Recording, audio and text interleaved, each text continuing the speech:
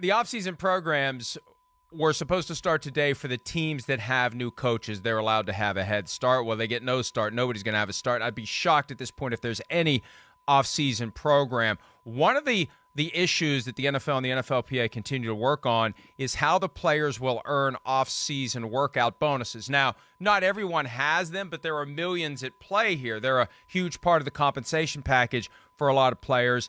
And I'm told that the NFL is pushing for the players to earn those bonuses through Zoom workouts, wearing heart monitors and other things to show that they're actually doing what they're supposed to do. Another issue, how do players qualify for the per diem, which really isn't that much money, but for the young guys, it's it's a nice little chunk of walking around money, although nobody's walking around right now, so you really don't need walking around money, I guess. But still, there is money that is hanging in the balance with these workout programs because how guys participate will or won't qualify them for their workout bonuses or whatever they're going to do with these per diem. So there's some business that needs to be taken care of because this is really the first day the NFL is being officially disrupted by this. Still had free agency. Everything else has happened.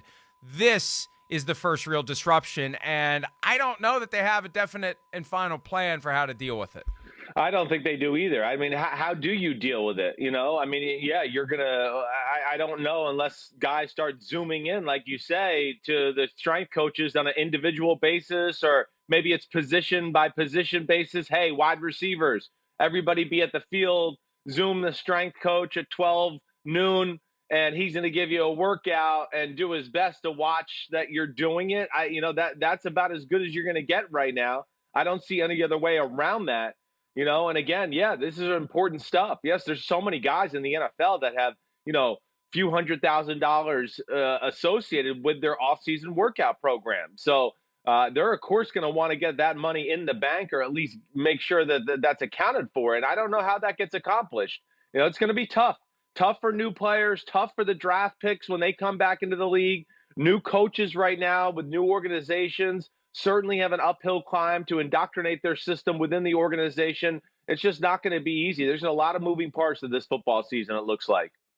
Yeah, and you know what? You're going to have, and Mike Garafolo of NFL Media had the number last week, $36 million, roughly speaking, in workout bonuses that may or may not be paid out. And I hope they find a way for the players to qualify for that money, or they take that money and shift it into their salary, or they just do something to make the players whole. I don't think the players should be the ones who are victimized by the fact that they're ready, willing, and able to show up and work out, but circumstances are preventing them from doing it.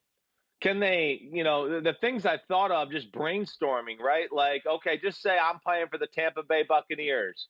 Can the team say something to the players as far as like this, Mike? Like, hey, quarterbacks, meet me at the practice field today. All right. And you could still social distance if there's only 4 or 5 quarterbacks there.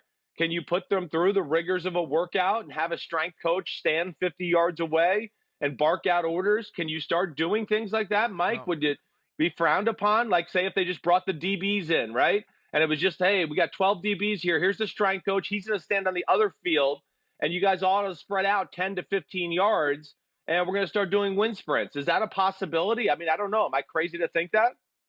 Well, I don't think you're crazy to think it. The reality is, in most states where the NFL does business now, we've got stay-at-home orders. So how do you navigate that? That's one of the issues you're dealing with as it relates to the draft. Trying to get, I assume, permission from the various states where the NFL does business to allow up to 10 people to go to the facility for the 3 days of the draft. And there's still awkward optics with it, too, because everybody else is staying home.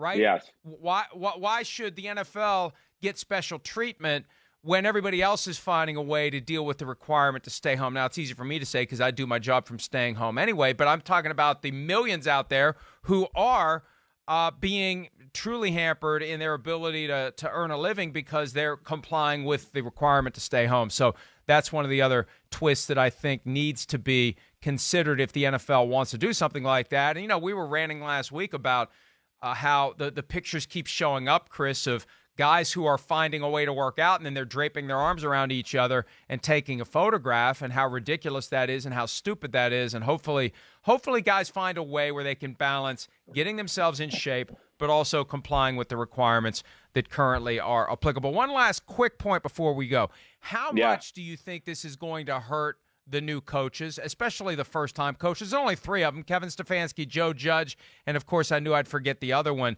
But, Matt Rule of the Carolina Panthers. How do you think this is going to affect them not having the ability to have an offseason program?